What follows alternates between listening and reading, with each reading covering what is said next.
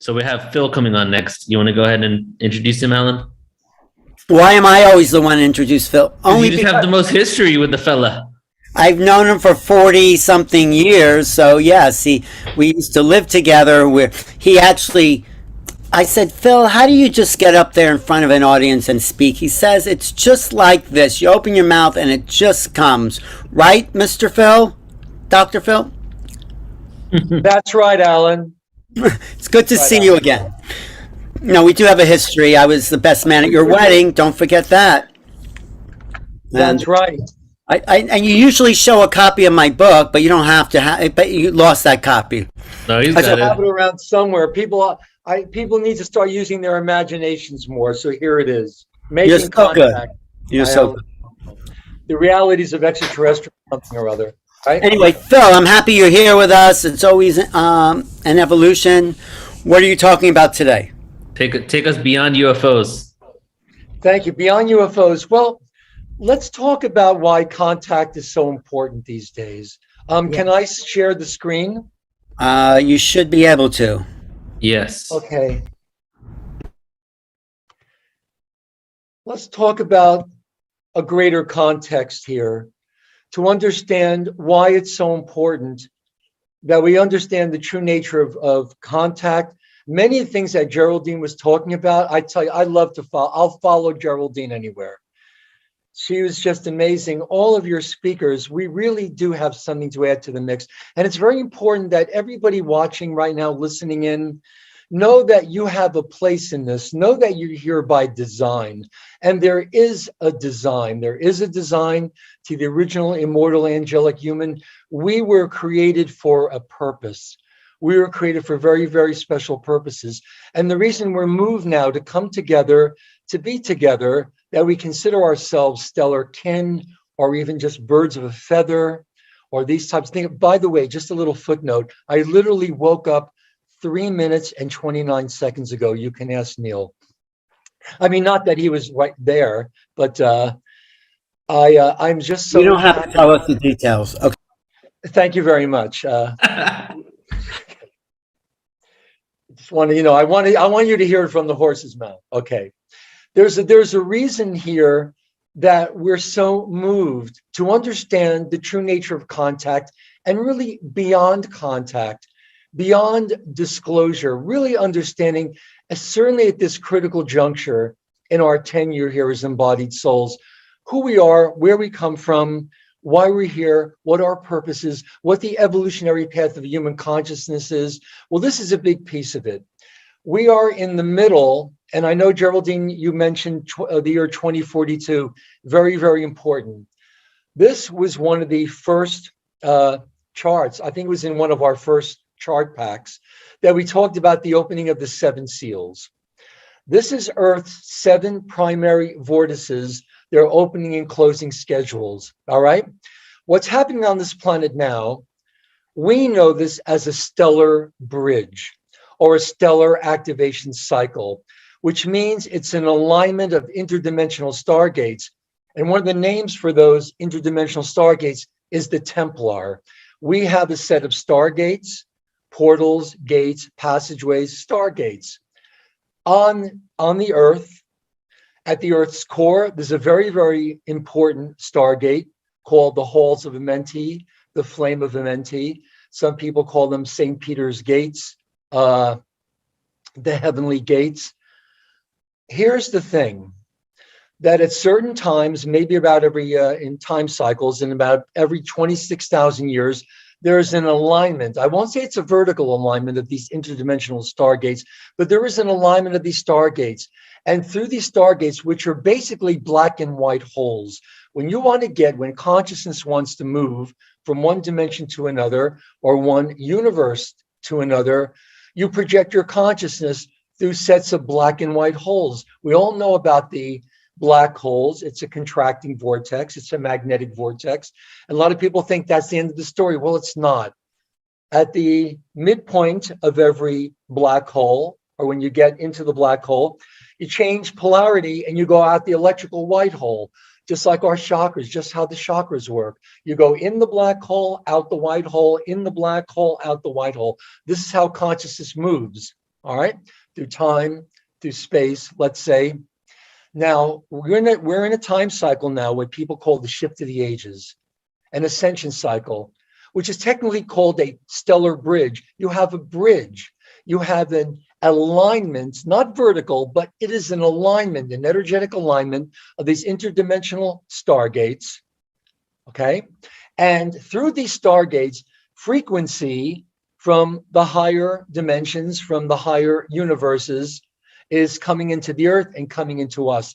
And it's very important, everybody watching right now, listening in right now, to understand that when we talk about frequency, and Alan, when we talk about frequency, yes, we're talking about energy, but we're also talking about consciousness. Everything is consciousness. We live in seas of consciousness, but much of that consciousness hasn't taken shape in our world. How it takes shape in our world, in our lives, in our holograms, is through our power of thought. Everything exists, but in a state of potential creation, in the void, let's say, which is what the Black Madonnas in a way represent. With our power of thought, with our God-given power of thought, we can begin to shape that consciousness, which in its natural state is not shaped, has no form. Wallace Wattles, all the new thought authors, all the sources that we know, we understand today is the law of attraction, talked about the unformed substance. It is the void, that God, that mind is still. It's in a sort of not a dynamic phase. It's in sort of not an active phase. With our power of thought, we can invoke from the void that which is formless and give it form with our thoughts. This is why we have to be, especially in these days of mass contact, and a lot of us are being contacted. A lot of us are the contactors. We are the ones, in a way, that are trying to make contact with others of like minds. Okay, we literally invoke from the void that which is formless, and we begin to give it form with our thoughts. The thoughts take the shape of their creator, of their origin. It's like the genie. Remember, the genie has to fulfill the thought. It doesn't judge it. Thoughts don't judge themselves, and they certainly don't judge their source. They don't judge their origin. So, for example, if you have a negative thought, this is very important for everyone to understand. That thought doesn't judge itself. It doesn't judge its origin, doesn't judge its source, doesn't judge us. It has to fulfill that thought. So that negative thought has one purpose, and it's to help manifest the most negative experiences in your life. Okay? Every thought, the master key, Charles Haanel, the master key, every thought is impelled by its nature to objectify itself in an objectivity. It has no choice. So we need to be much more responsible with these thoughts now, since we're being called on. The best parts of ourselves are being called on to come together now to try to fulfill our true evolutionary paths. Now, again, so we're in a time cycle now, usually happens every 26,000 years, that these stargates line up, and higher frequency, energy, consciousness is streaming through these stargates onto the earth and through our bodies. For that to happen, you have to open up the 7 seals. Now, the 7 biblical seals, this is what I think John in his Revelation is talking about, beloved St. John. The chakras are always open, but there are frequency seals over these chakras. And this is why many people and groups go to these areas. These are, at least my reckoning, many people's reckoning, of the Earth's 7 primary vortices, their opening and closing schedules. So again, as you can see here, the stellar bridge alignment, this is an interdimensional alignment of interdimensional stargates, starting with the sun and the earth. The sun, Sol, is a 4th dimensional stargate. Then it will come together with, line up with the Pleiades, Alcyone, the central sun of the Pleiadian system, that's 5th dimensional. Then Sirius, I think it's Rabazad, I think is a Syrian central sun. Then that's 6th dimensional. So see, when we talk about Pleiades, when we talk about Syrian star systems, yes, they do exist in our 3-dimensional universe, but they also exist in higher harmonics. So when people basically talk about Pleiadians.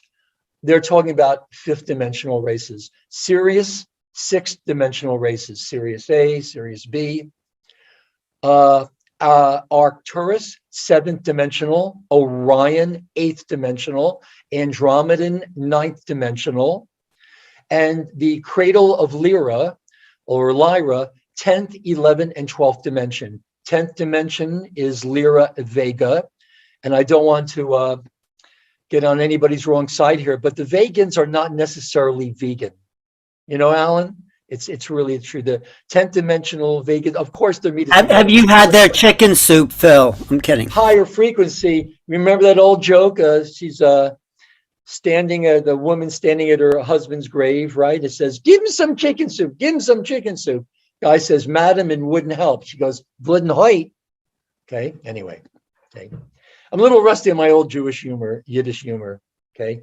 Maybe you can tutor me a little bit. Anyway, I love you, Alan. He's still the best. If I were to get married again, you would still be the best man. Oh, thank you. Well, you already are married, so anyway, go ahead, continue.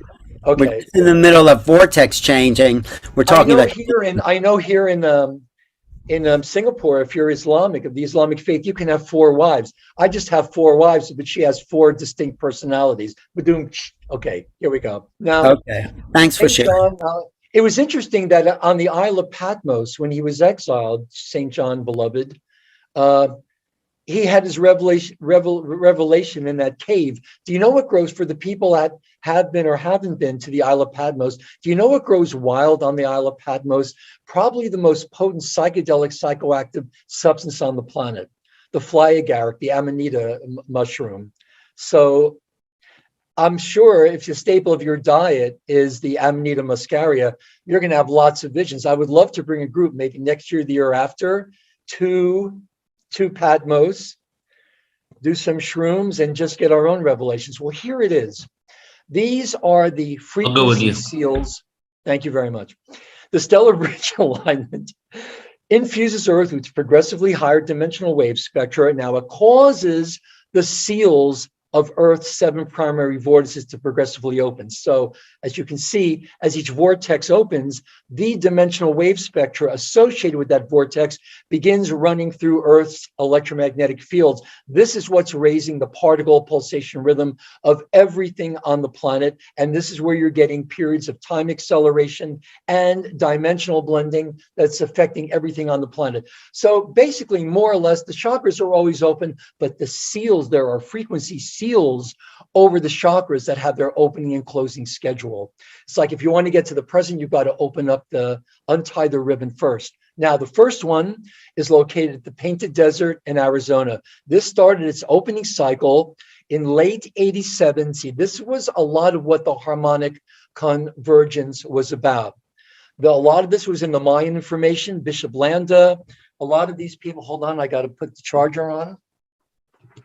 Knew about this, knew about the foundation for the law of time, knew about this. We did a lot of lectures and presentations together, Jose Arguelles, knew much of this information, that a lot of it was about the Earth's vortices beginning, or the frequency seals over the Earth's vortices beginning to open. This is an essential component of the ascension cycle we're in now, this stellar bridge. Now, the Native Americans out there, they know that it's not Sedona. Sedona is a very, very powerful vortex. You can access the Painted Desert through Sedona pretty easily, but they know out there that the Painted Desert is the major vortex. Now that started its opening cycle in late 87. A lot of stuff went down in 87, the beginning of 88. And you'll notice that the first of these vortexes is the last to close. See, this is the injunction, will the first be the last? John may have been talking about the papal succession, the male succession of the popes, like St. Malachy also, where Francis is the last of the male succession of popes. I believe that Mary Magdalene is still alive. She is in a mountain in the Pyrenees. I don't know the exact location. No, I really, really don't. She is sleeping there in a state of suspended animation in a protective wave field that some people call the golden fleece. I believe when there's enough love manifested on this planet, she will wake. She is the original sleeping beauty, not unlike the beauty that has slept within each and every one of us. She will awake, she will walk to Rome, and Peter will give her the keys to the Holy See, because she should have been the first pope anyway. Anyway, that's another story. It's a really nice one, isn't it? Painted Desert in Arizona started its opening cycle in 88. You see that the first to open is the last to close. And it's very interesting, Alan, that a lot of remote viewers and psychic mediums are getting 2042, the years 2042 and 2047. And just like, remember in the old days, seemed to be a firewall. People couldn't, a lot of remote viewers couldn't get past 2012. Well, it's the same thing. A lot of people are telling me that they're seeing 2042 in their sessions, something about 2042 and 2047. That's when these primary vortices and their closing cycle will the first be the last to open, the last to close. What does it mean for these vortexes to be open? How does that affect us? Okay, what we're experiencing now, because of this lineup, this alignment of interdimensional stargates, for this higher frequency, this higher dimensional frequency, for these infusions to come into the earth and through us, raising our frequency, enabling us and the earth to ascend. These frequencies from the stellar bridge, from these interdimensional stargates, have to come through the chakras. That's their entrance points into the planet and into our bodies, Alan. That's why they have to be open and stay open as scheduled, and they have to close on schedule 2. That's what we're going to talk about now, okay?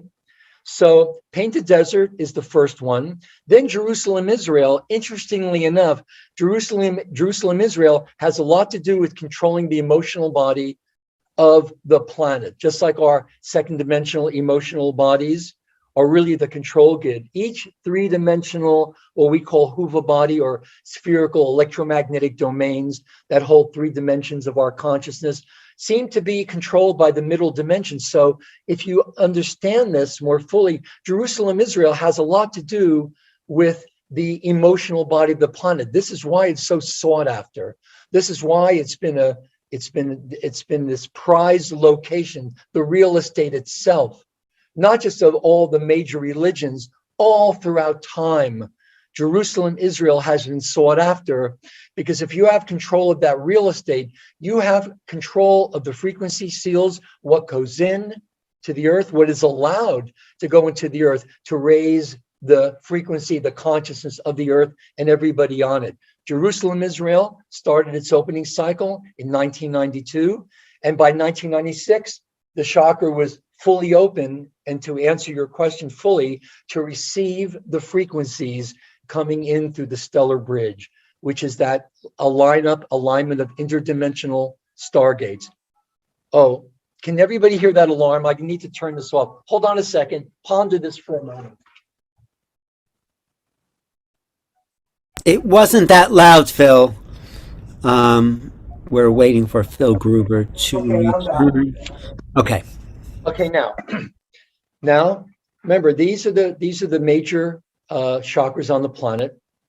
They relate to our chakras, and they need to be fully open to receive the frequencies coming in from the higher dimensions through the central suns of all these higher dimensional universes.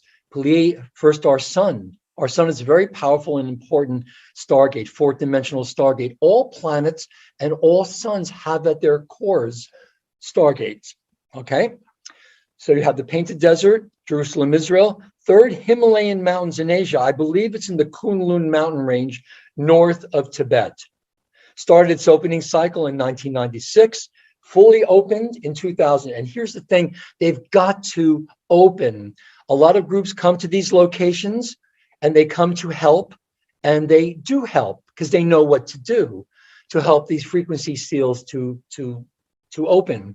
Some groups come to help and they hurt because they don't know what they're doing, and they're putting, let's say, codes into these vortexes that with all the best intentions, stop them from opening or inhibit their opening. A lot of groups come to hurt and they help because they don't know what they're doing. But a lot of groups, it's always a cat and mouse game when these are opening and closing for groups to come in that are guided by whoever to help or to hurt. It's got to be understood, and it's got to be acknowledged that there is consciousness out there, digressive consciousness, that does not want this stellar bridge cycle, this stellar activation cycle to commence and to work.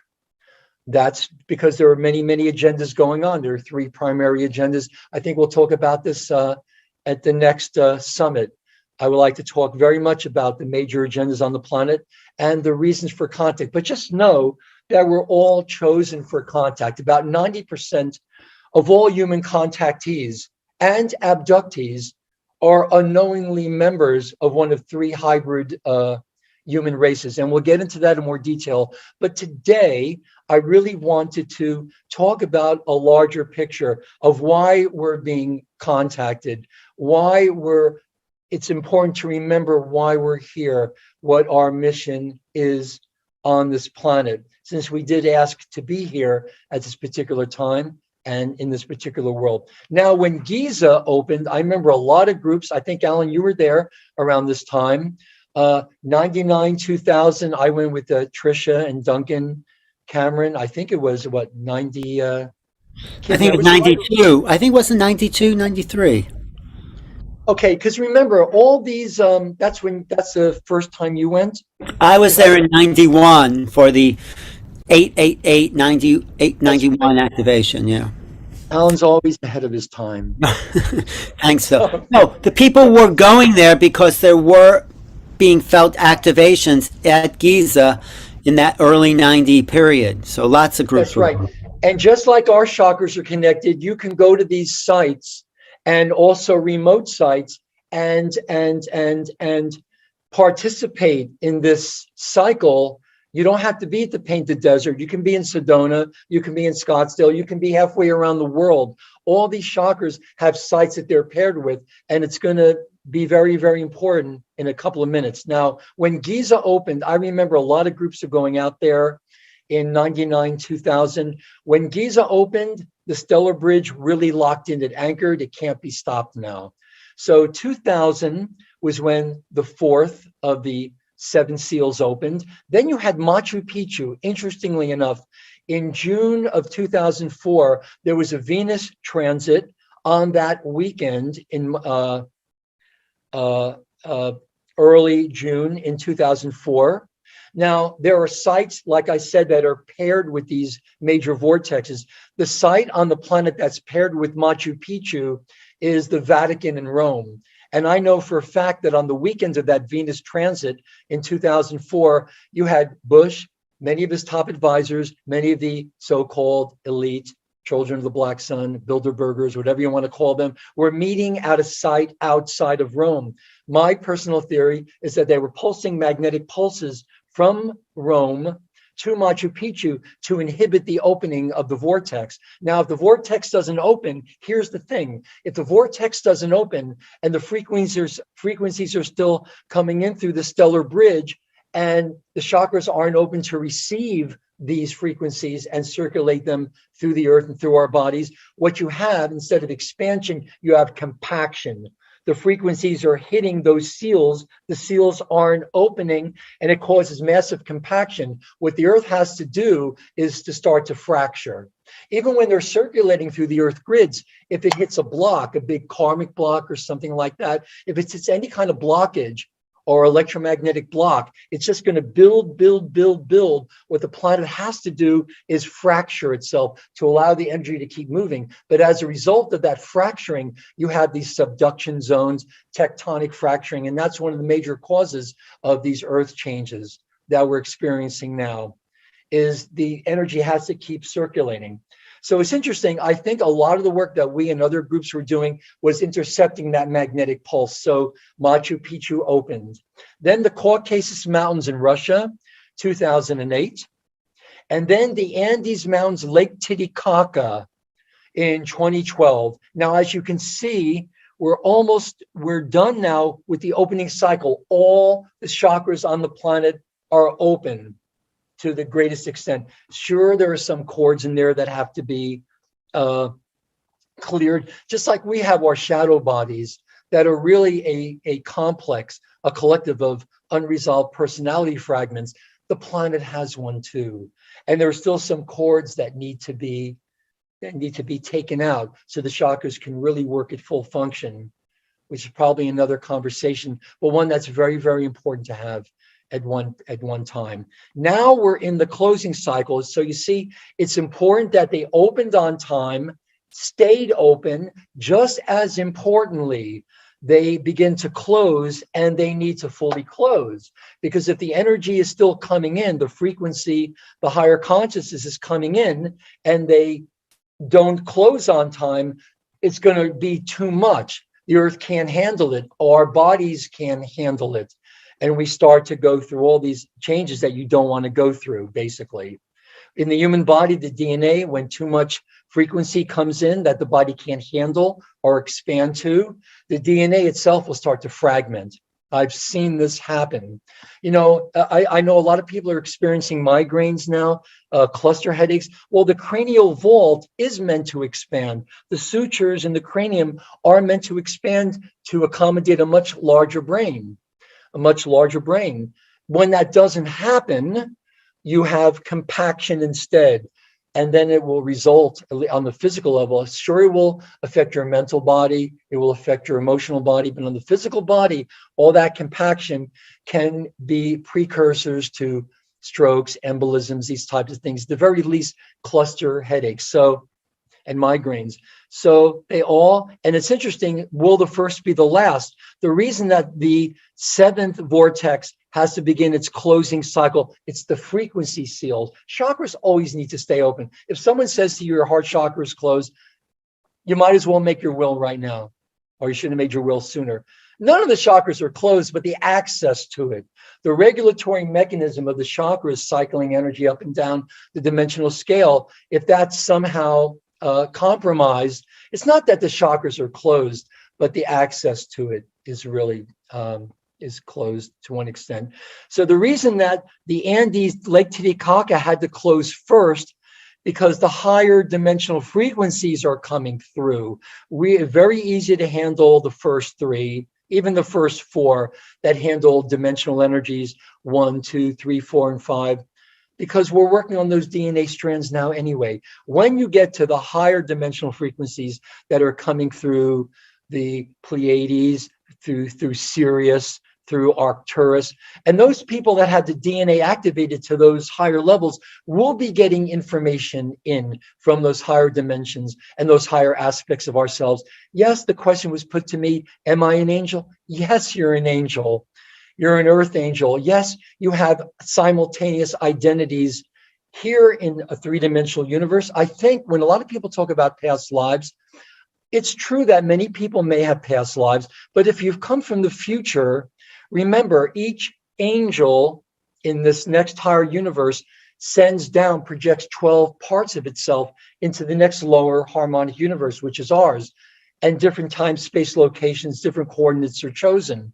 So those other 11 are members of your incarnational or soul family. They're not our past lives. They may live in the past, but they are simultaneous, separate identities that just happen to have chosen past times. If you have another self or an identity that's part of your incarnational family or soul family, to them, we may be their higher selves. You understand? When the angels have past life therapy, when they're on the couch, when they're on their semi-etheric couches having past life therapies, who do you think they're contacting to make more sense of their lives in the future? They're contacting us, because the truth is, the angels, the archangels, the avatars, the rishis, the masters, they're all higher and higher future parts of ourselves. Well, not the ascended masters. They have evolved.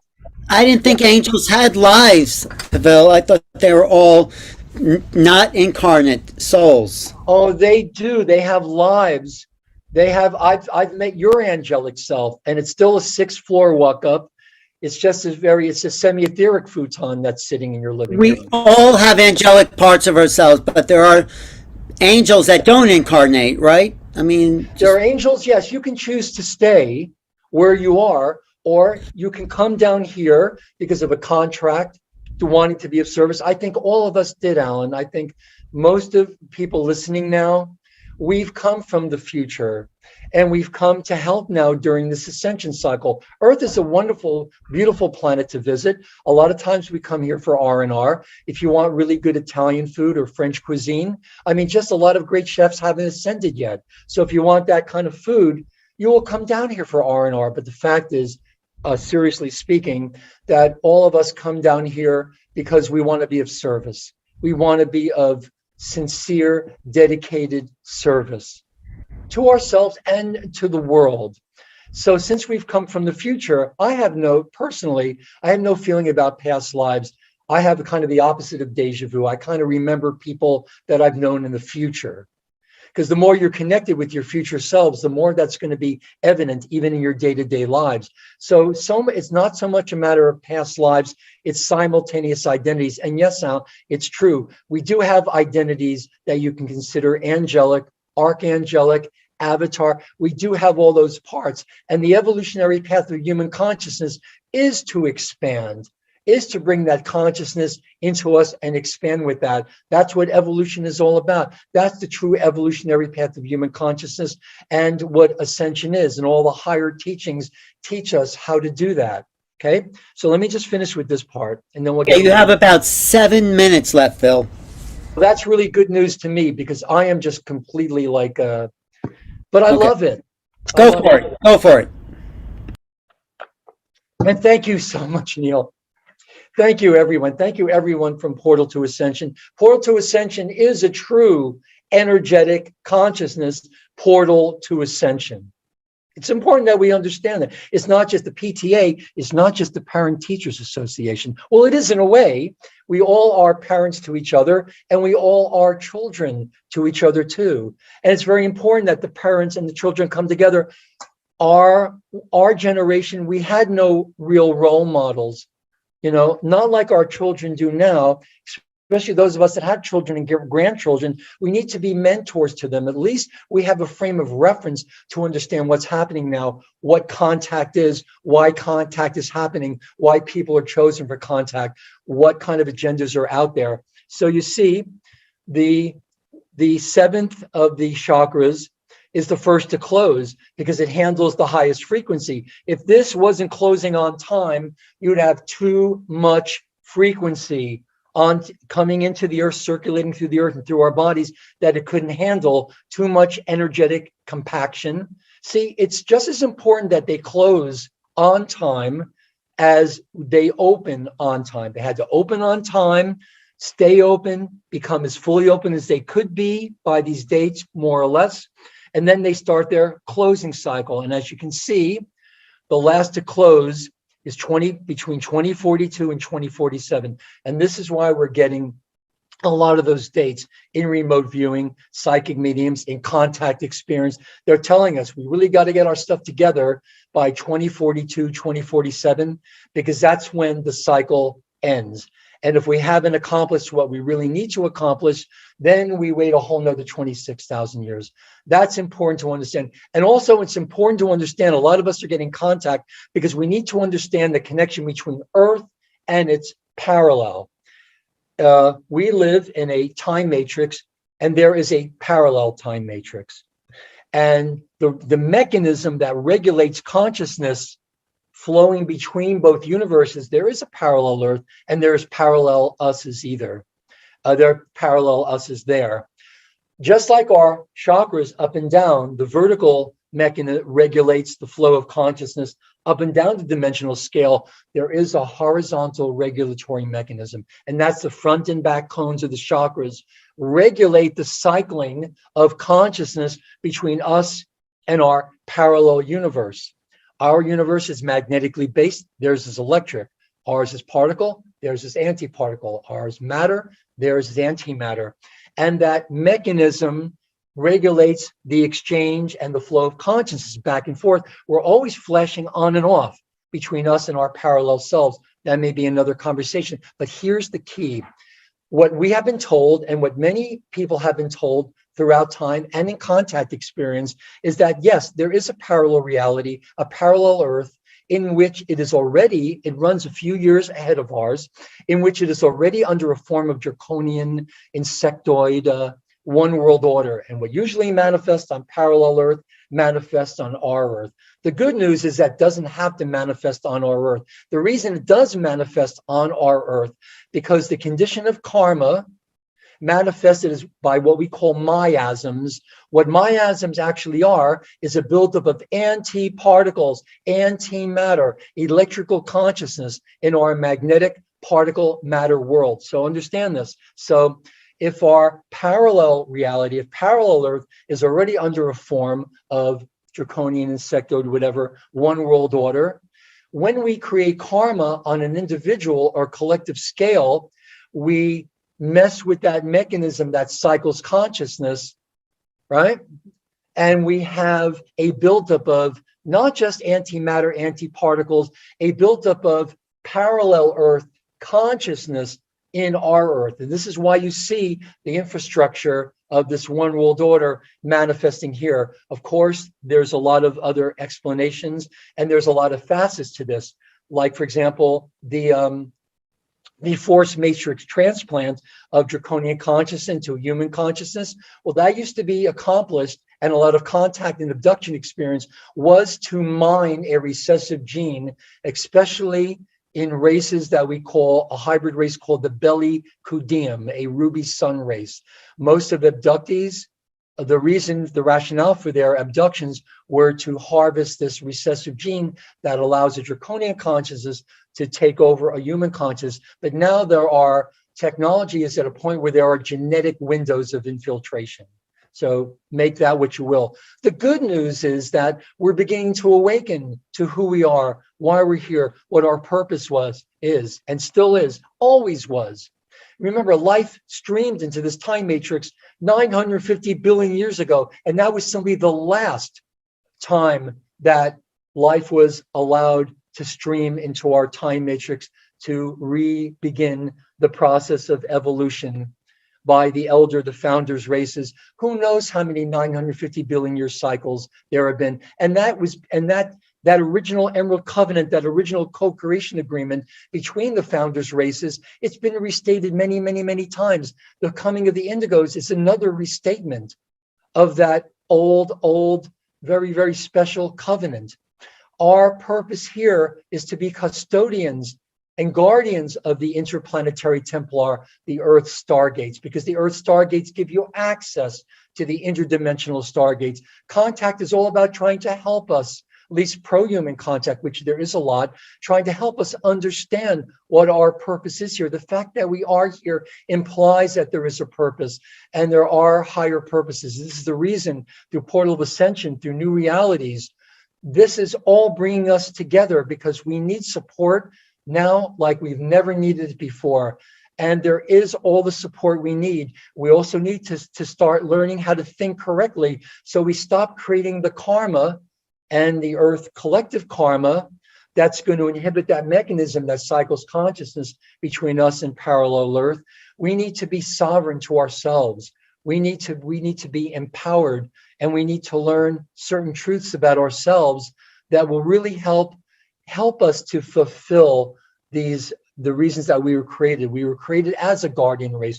We were created to help the races that had fallen into digression.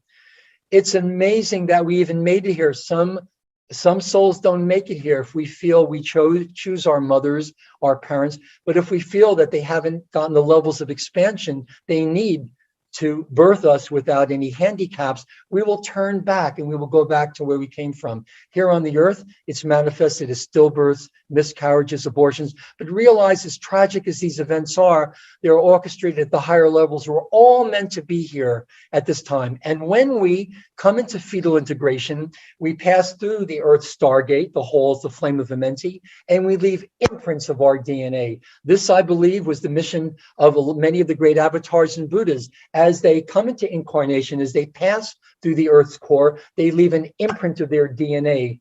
Now, I think with the coming of the indigos, and every time we birth here on the earth, we've left an imprint of our DNA at the planetary core. So now all incoming souls have the same genetic potential we have.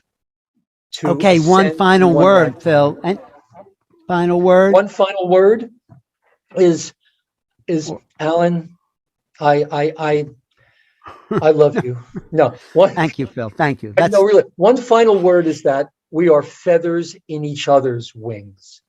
We are feathers in each other's wings, helping all of us, keep us aloft, and our path is the path of freedom, and our path is the path of grace. We need to be able to talk about contact. We need to be able to communicate with ourselves and each other. Okay? Mm-hmm. We need to learn the postures of love. Well, the true posture and the real power, the enormous power of forgiveness, gratitude, grace, responsibility, integrity, impeccability, now and forever. Good. Just unshare your screen for a second, Phil. Yeah. Such a great presentation, brother. Thank you, Phil. Thank you for, years and years of study. You should see Phil's book collection. This just doesn't pour out of his mouth. It pours into his head so it can pour out of his mouth. Like, you've been a student longer than Neil's been alive. True that. Oh. And I love how you told the old man the other day. Anyway, what's that, Neil? What were you saying? just said I love that ending, feathers in each other's wings. That's so beautiful. That's so true. We are. Me too. And I'll make a poem and dedicate it to you. It'll be called Feathers in Each Other's Wings. Yeah, right. You can have it, man. You can have it. You can have all the rights to it. Be blessed, my brother. Tribute. And thank you, Joan and Bridget. It's great. It's great seeing all of you. I really just, it just warms the cockles of my heart. What can I say? Your family. Mm-hmm. When is Phil going to be back on Portal? You're going to be on the Ascension Conference in April, 15th, 16th, 17th. It's a free event. And then, on March 26th, he's going to be on the Extraterrestrial Races, Planets, and Technology event. That's a good one. Really looking forward to that one. So I just want to thank you again and thank all my fellow speakers. We are speakers. We are speaking for the collective. Until the collective catches up to us, we are speaking for the collective. And we have a big responsibility, don't we, Joan, Bridget, Alan? We really do. And this is why we have to really clean up our acts, first and foremost, I think. Whatever is residual left, karma, miasmic content, now it's more important than ever that we really understand the true nature and the power of our thoughts. And every thought is going to manifest in our lives in our hologram. Oh, there it is, making contact. Yes. There. I can't find my copy anymore. That's okay. There he is, Phil Gruber on Portal to Ascension with Mary Magdalene. I forgot about this one. This is the day after the Extraterrestrial Awareness event. Phil's doing his solo webinar, Mary Magdalene, Daughter of Zion, Resurrection of Eve. Well, this is a really good one. I really like this one. Yeah. Great. Yep. We'll talk soon. Don't be a stranger. Great. Thank you, Phil. Okay. That was wonderful. Love you, brother. Thank See you. you later. Love you.